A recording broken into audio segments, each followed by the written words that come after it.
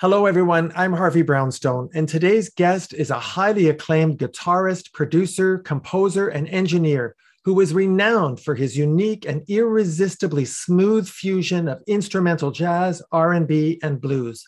In an outstanding career spanning over 30 years, he started out producing, composing, and engineering for the top music artists from across the R&B, pop, and contemporary jazz spectrum, including Diana Ross, Luther Vandross, Jeffrey Osborne, George Benson, Patti Austin, Boney James, and dozens more. He's amassed over 75 number one hits and won 2 Grammy Awards. In 2004, he finally stepped out from the producer's chair and into the spotlight, launching his own hugely successful solo career, highlighted by his trademark R&B-driven sound that's become a foundational element in smooth and urban jazz. He's recorded 12 albums, many of which landed in the top 10 on the Billboard Jazz chart, including Up Front, White Sand, Foreign Exchange with Mark Antoine, Funky Joint, Truth Be Told, and my personal favorite, Once Upon a Time, which contains 10 number one hit songs that he produced for himself and other artists, newly recorded with a number of great guest musicians. His brand new album entitled Promised Land takes his dynamic, cool urban jazz style to a new level of soulful, rhythmic diversity.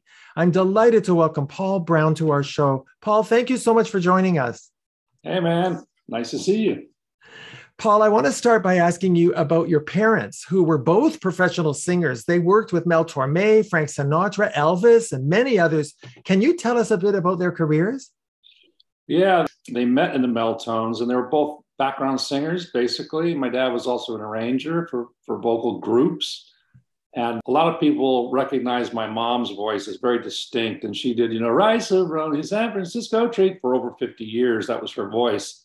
And back in the day, they did Flintstones, Meet the Flintstones, the original, and, Batman, and pretty much anything that was being recorded by vocalists back in the 50s, 60s, 70s was a handful of singers that read music. And they had an amazing career. It was really 8 decades. My mom died at 94, and in her 91 and 92, she was still singing with the King sisters. And my dad worked up until he died too. And they were amazing.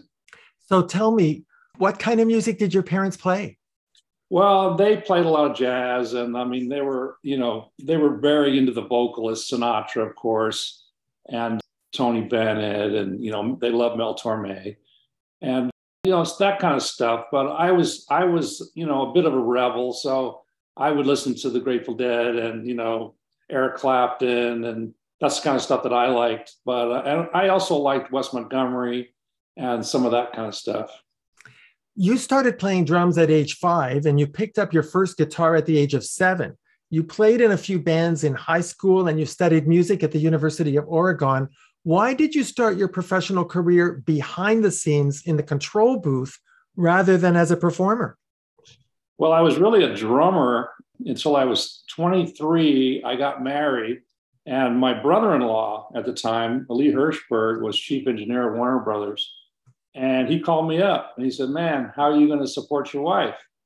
I said, drumming as usual. And he goes, "You're going to start working for me." So that next week, literally, I started working at Warner Brothers Studios under Lee's assistance. And I was assistant engineer for Lee Hirschberg and Al Schmidt for, about 5 years, and I basically stopped playing drums, and it became really obvious that I excelled in the studio behind the scenes. And I had spent a lot of time when I used to go to the studio with my parents on a daily basis, and I would sit in the control room, and I was always thinking, the engineer and the producer, that's a really cool way to make a living and be part of this whole thing.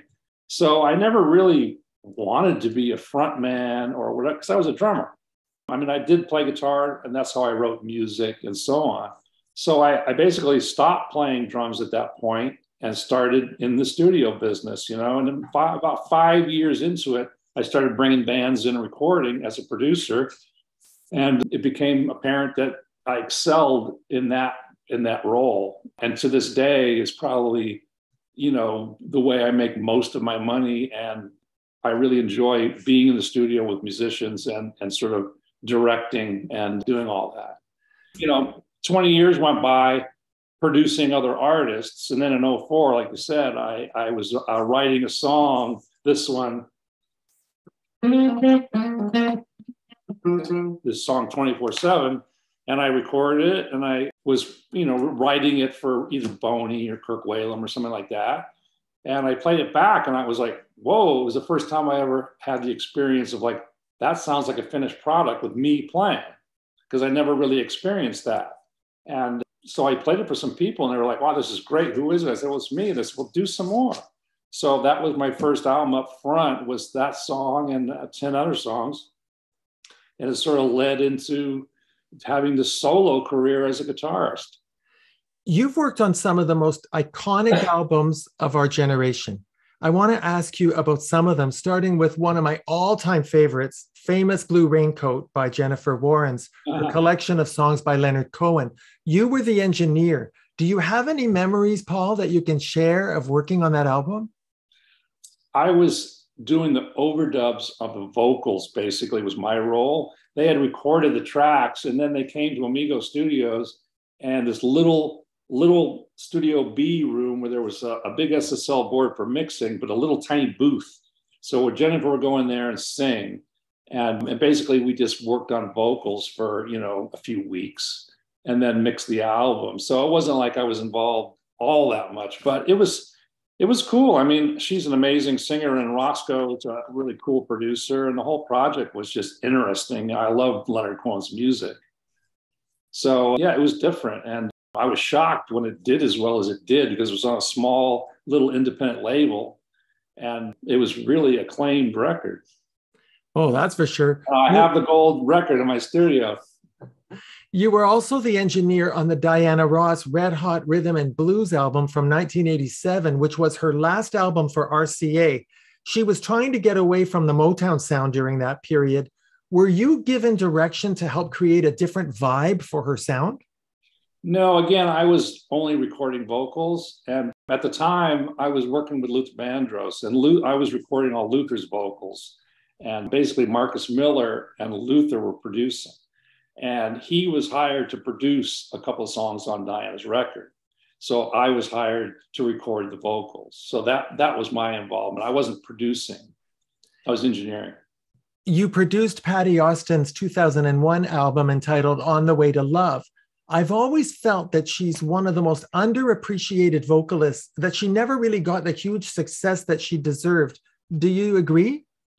Well, I mean, she's pretty dang successful, but I agree that she's one of the best singers I've ever heard in my life, and so musical, a great writer, and just a great person. And that record I did produce and wrote a lot of the songs, and she's always been one of my favorites. I've been so lucky be able to work with Patti and Luther and Jeffrey Osborne and Al Jarreau and George Benson, my favorite artists of all time. And I've been able to work with them on many records. So it's been pretty amazing for me. Well, that's one of the reasons I was so excited about having you on our show, because you've worked on some of my favorite albums. And I'm glad you mentioned Luther Vandross. This is a man who was taken from us much too soon. You worked on at least 3 of his albums. Did you get to know him at all? Yeah, pretty well. I mean, it was funny because the way it kind of went down was I was producing this R&B singer, Reggie Burrell, and it was for the same label, Portrait, that Luther's on. And when it came into the record company asked me, who do you want to mix the album? I said, well, I was just figuring I would mix it. He said, well, that's fine, but you can get anybody you want to mix the album. We have a budget for that. So I'm like, well, I love the sound of Luther's records. So this guy, Ray Bardani, was the mixing engineer. So I hired Ray to mix this record. And in working on the mixes, he loved the tracking so much. He said, I'm working with Luther, and if I can't make the session, I want to call you to record Luther. So he did. And like a week later, I got a call from Luther saying, I want you to come down to the studio. So what happened was I went down to Westlake Audio in Beverly Hills, and it was 48-track analog session, right? 2 24-track machines running. He said, put up a mix. I want to do a vocal. He was kind of auditioning me. So he goes, I'm going to go to dinner, put up a mix. And then when I come back, I go, okay. So he was gone for a couple hours. I mixed the song. And then he came in, he put the headphones on. He said, okay, you're hired. And I started recording all his vocals from then on. And then he wanted me, if he did the Oprah show, he would fly me in. If he did, any kind of recording anywhere, he would fly me in to record his vocals. So yeah, I did get to know him pretty well. And, he was wonderful. And I could tell you a funny story. He, because he used to diet. He would diet obsessively, and then he would eat obsessively. And I think that's what probably in the end got him, because it's really not very healthy on your body. But he would go from, 350 down to 180 and back and forth. And he's so funny. He goes, Paul, every time I see you, you look the same. He says, you don't know if I'm going to come in the studio, if it's Idi Amin or Gandhi. And it's funny. He just, he was like that. But anyway, one day we're working at Westlake, and he goes, I'm hungry. Let's go to the store and get some hamburger, go up to the house. He lived a couple miles away in Beverly Hills. He goes, let's go, up to the house and make hamburgers. Okay. So we go to Gelson's, we get a pound of hamburger, go up to his house. He makes one giant 1 pound burger, right? I'm like, oh, okay, I'm not really hungry anyway. So he cooks it. And then right before it's done, he goes, shoot, I don't have any hamburger buns. I said, well, I'll just run down the street. It's just a mile away. I'll just go get some. He goes, no. He took a glazed donut, pound burger, ketchup, another glazed donut, the glazed donut Luther burger. Thank you very much.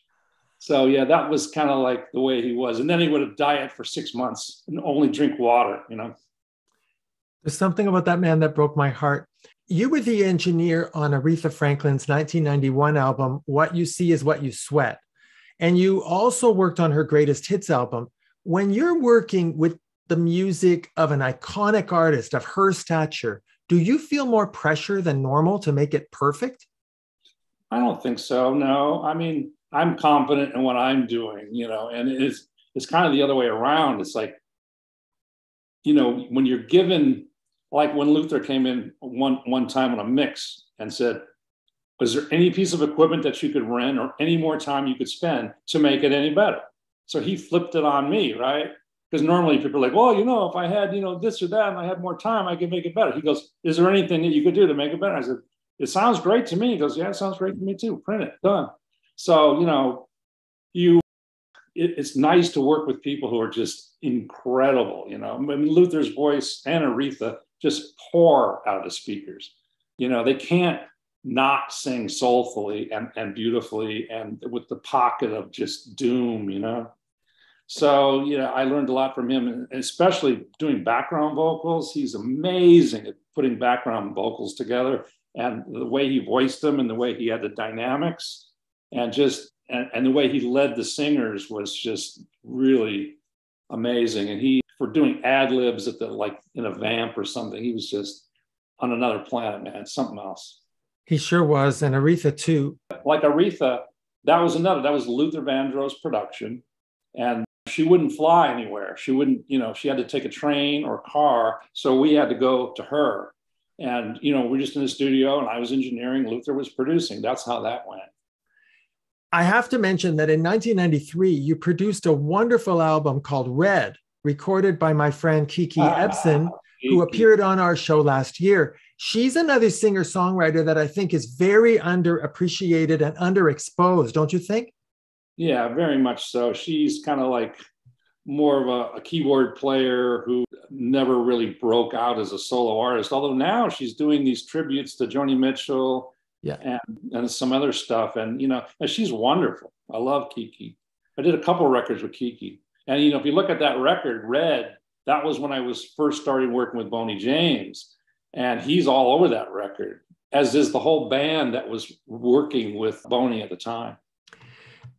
You worked on Earth, Wind, and Fire's Touch the World album from 1987. When you're working with a group rather than a solo recording artist, is the engineering function more complicated?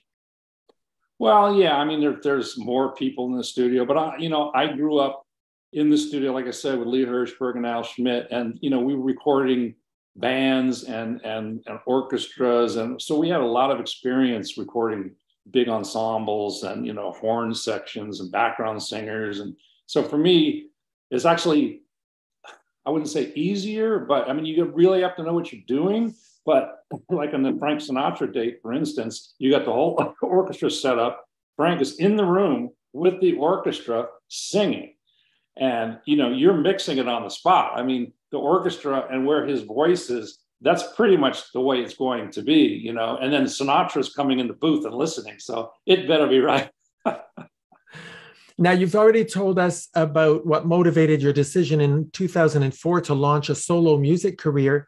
I want to ask you, Paul, about your very unique style as a guitarist and where it comes from. You worked a lot with Boney James in the 90s. I'm wondering if this R&B influence that you inject into your jazz delivery, was it initially inspired by your work with Boney James? Well, ironically, I was working with Bobby Caldwell. I was mixing a Bobby Caldwell record called Stuck on You. And I had never even done any smooth jazz before. I worked on a couple of songs with a sax player named Sam Riney. Anyway, in Bobby Caldwell's group, Boney was Jim Oppenheim at the time, was playing saxophone and second keyboards. So when I finished doing the Bobby Caldwell record, his management asked me to go to Japan and mix live the house sound.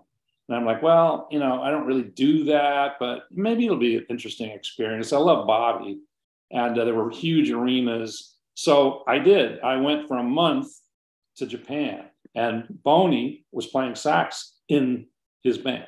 And as soon as I heard him, I'm like, well, this kid's got something special. And he knew that I was working with Luther Vandross. And so he's like, man, I really want you to, produce a record for me and blah, blah, blah. And he really didn't have any demos or anything at the time. So so we hung out for a little bit, and I said, I'll tell you what, if you change your name from Jim Oppenheim and we do a Luther record with saxophone, I'm in. Let's do it. So that's exactly what we did. First, we went on a hunt to find a good name for him. And there were lots of names thrown out there, but the Boney James thing stuck, thankfully. And we pretty much did an R&B instrumental album. And that's how that whole urban thing kind of got started. And Boney's, was selling platinum. I mean, it was insane. And nobody else, at the time it was Spyro Gyra, Grover, David Sanborn. That was basically what was happening in smooth jazz. That was kind of like the precursor. And Jeff Lorber, which was more fusion. But there really wasn't a lot going on back then. Kenny G was doing stuff, but I don't think our stuff sounded anything like that. So when we came out with this urban sound, it was like, wow, this is really different. And it really did well. And because it did so well, everybody started doing it. And to this day, they're still doing it. And it almost sounds like a parody of itself at this point to me. But the people are still doing the stuff that Boney and I were doing 30 years ago, I've heard you say in interviews, Paul, that when you're creating music, you try to create a vibe. What do you mean by that? Well, if it doesn't move me emotionally, then I just don't think it's worth pursuing, So like there's something in the rhythm or something in the sound, something that draws me in emotionally and moves me. If I don't hear that, then I just keep changing it until I do hear it. And that's pretty much what's been driving me musically. When you're arranging a song and constructing the instrumentation, can you imagine the final product in your head from the very beginning?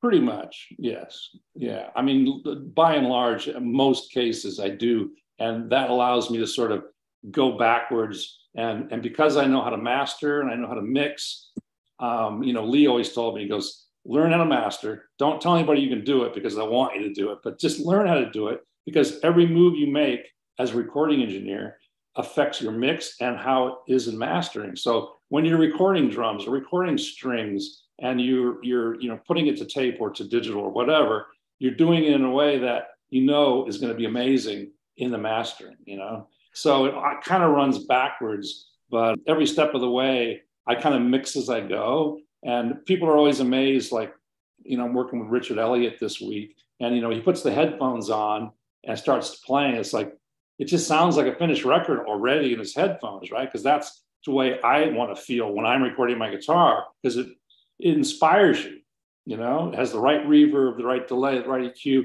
and it's mixed into the track in a way that they can still feel the booty and still feel the vibe, but put their thing in there. And as a producer, that's always been something that I try to do, you know, like I did with Luther that first day. He just put up headphones and I went, okay, cool. Do you design your songs specifically for radio?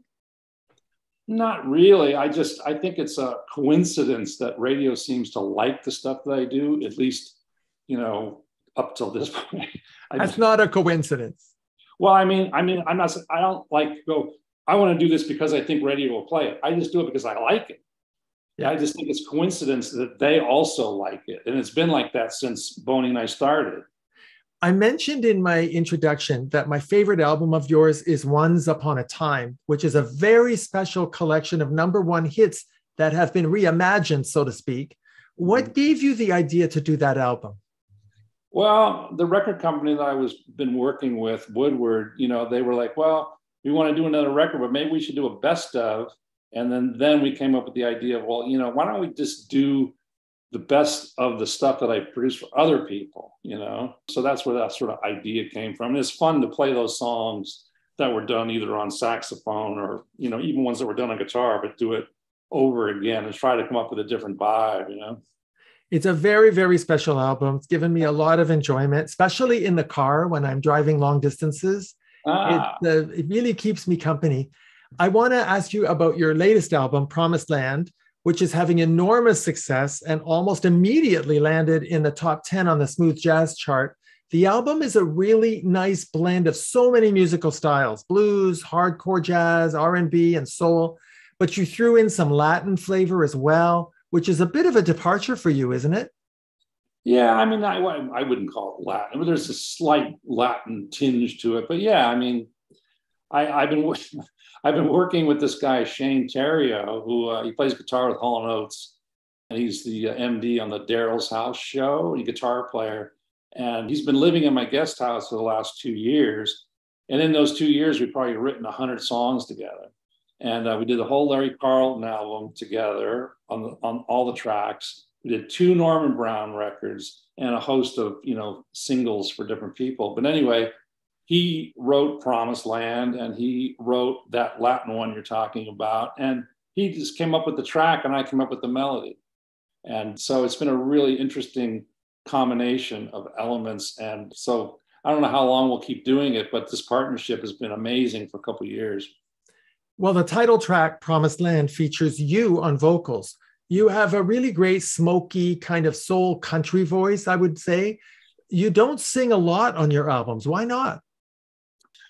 I think in smooth jazz, it's kind of hard sometimes. People, you know, they say like you like it, but a lot of people say, nah, just play the guitar, you know. But I like it, so I keep doing it. And, you know, I promised my mother, she's like, you got to sing, you know, you got to forget Michael Bublé. You need to get up there, you know, in your suit and sing with the big band and do all this, which I'm doing a big band gig next month in LA with a 19-piece big band. But the style of that song, Promised Land, is more like the music I grew up listening to, like the Grateful Dead and Eric Clapton. It's very much more of a like Southern rock kind of vibe to it when I tried to blend it into a smooth jazz thing. But I don't know.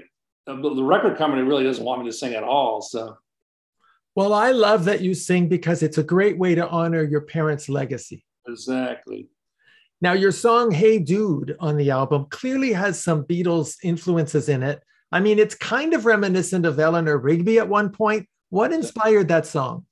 That was another one that Shane Theriault put together. And when I first heard the little riff there, I'm like, ooh, that does sound like Eleanor Rigby. That's why I was like, you know, as a joke, came up with Hey Dude instead of Hey Jude. But it has a little of that influence in there, but it definitely came out as a smooth jazz song, I think.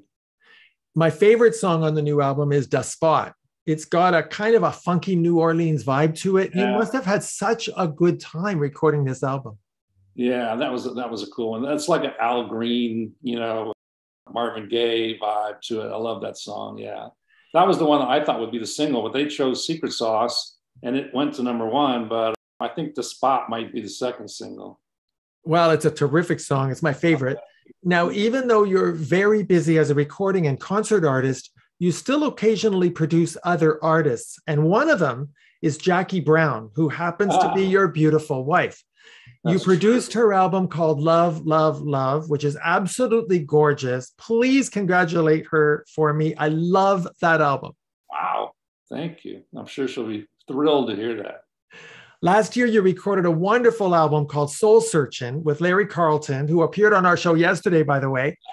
That album is a marriage made in heaven because you're both giants in the guitar world. How did you go about choosing the songs for that album?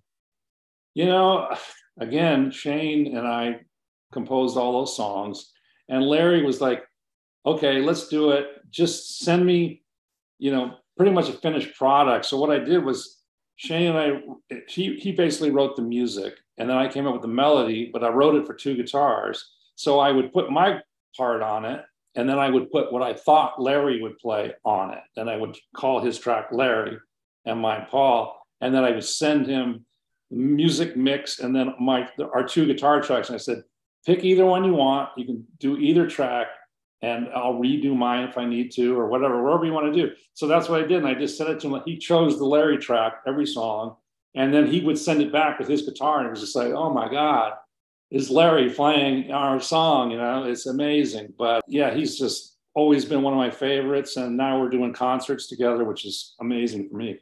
Your album with Larry was so well received. I hope that you and Larry are going to make more music together.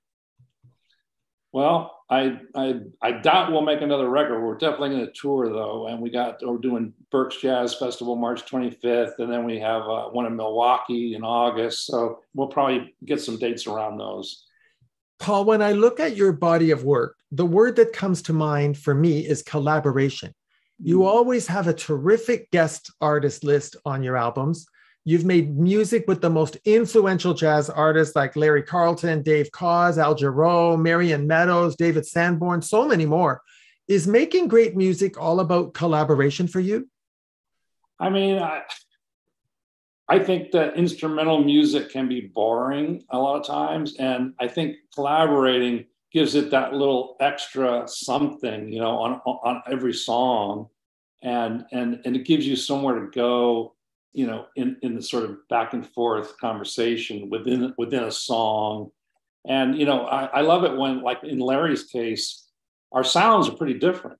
And you can definitely hear when I'm playing and when he's playing, we're playing together, you can hear the 2 guitars, which is actually not that easy to get. But I'm basically playing an arch top like this, and he's playing a 335 style guitar.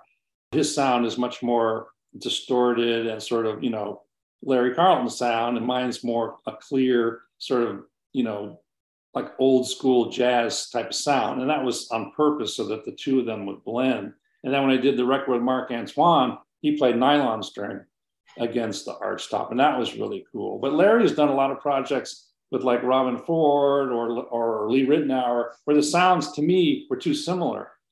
And if you're not a guitar player, and I know who's playing what, but I don't think the listener can necessarily decide who's playing what on those albums. So that was important to me to do that. But of course, playing with, Boney or whatever, there's just this dynamic that happens that I think makes instrumental music so much more fun. Did you play your albums at home? Did I play my albums? What do you mean? Do you ever sit down and listen to your own albums at home? Not really. You don't? Not really, no. I hear them, I hear them on the radio, and if I go somewhere and somebody's playing it, I listen to the whole record. But no, generally, because I work so much on the records at the time and, mixing and doing all that stuff. And it's like, and sequencing and, we spend a lot of time listening, But no, I don't really sit down and listen to my stuff, no. Well, I just hope you have a sense of how much enjoyment you bring to people, how appreciated you are as a musician, as an artist. You've done so much behind the scenes. And then, in the last 20 years, you've emerged as such a hugely popular and successful solo artist. in a field that's not easy. It's difficult. That's true. There's a lot of good music being played by some great musicians, but I'm just kind of like evolving, I guess, and still trying to find my way. But and the guitar, in terms of guitar, when I first did my first album, I mean, I played, but now I'm really happy with the way I'm playing. And the last couple of albums, since about like the last 3 albums, I'm playing to a point where it's like, it's not just about the production being great, it's the guitar playing is pretty good. So I'm pretty thrilled about that. And being on stage with Larry and, playing with George Benson. I mean, you have to be able to play somewhat. So that part's pretty fun. I think it's amazing that you're so humble. You say you're pretty good. You're one of the greatest in the world. Wow. And you're just, you keep yourself very grounded and centered in an industry that is known for destroying people's souls. I mean, you must have seen this. Well, I do. I have. And a lot of the artists that I work with that happens to, and, it's not a pretty sight and it's not something I've ever wanted to do. And, I think growing up with my parents, who are both very successful and very grounded, my dad used to always tease me. He says, talent skips a generation. I'm like, thanks, Dad. And he's like, yeah, don't sing. Of course, but my mom's like, no, let him sing. But, I think them giving me my dad giving me a hard time and kept me sort of, grounded. But I don't have any desire to be a diva. I mean, I don't enjoy that in other people. And, I love playing golf and I love hanging out with my friends. And that to me is like what life's about. I don't need to be, put on a pedestal for my guitar playing. I mean, there's many guitar players that are way better than me. And I'm sure there's better golfers than me. And I don't give a shit. I mean, I'm just trying to do the best I can. And I help a lot of people. I actually get more out of that probably than trying to boost my own thing. I think it's a byproduct of just working. Well, I love the fact that fame for you has nothing to do with your definition of success. No, not at all. I have an amazing lifestyle. I mean, I don't know many people that can, have the lifestyle that I have. I mean, I can play golf when I want to. I can go to Hawaii if I want to tomorrow. I can, mix a record tomorrow, or I can write with, some of the greatest musicians and people that I idolize. And I got a beautiful wife and family and a great dog, and it's good. And you have very loyal fans. Don't forget us. Well, yeah, thank God for that. I mean, I really do appreciate when people tell me that, they get a lot of enjoyment out of it. It's great. Well, I think that your music is the background to a lot of memorable moments in our lives. So when we hear your music, it evokes memories that bring comfort. And I hope you get personal gratification from that, because it's a big part of what makes you popular. I'm glad to hear it. I mean, there's music that does that to me too. So I can understand that. I want to tell our viewers that you can learn more about Paul Brown, see his concert schedule, and buy his music by going to his official website, paulbrownjazz.net. Well, Paul, it's been such a pleasure getting to meet you and talking about your amazing career. Thank you for all the wonderful music. Thank you so much for taking the time to appear on our show. Well, God bless you, man. Thanks for all your efforts and your appreciation for what I do. It's truly humbling. And very well deserved. Our guest has been the brilliant guitarist and producer and one of the greats in the world of jazz, Paul Brown. My name is Harvey Brownstone. Thank you to our producer, Steve Silver. Thank you to my wonderful managers, Rick and Robin at the Marcelli Company in LA. Thank you to my entire team in the UK. Thank you all for joining us. See you next time. See ya. Thanks for watching. Be sure to check out all the great interviews on the Harvey Brownstone Interviews YouTube channel. Don't forget to subscribe and ring the bell to be notified when new videos are posted.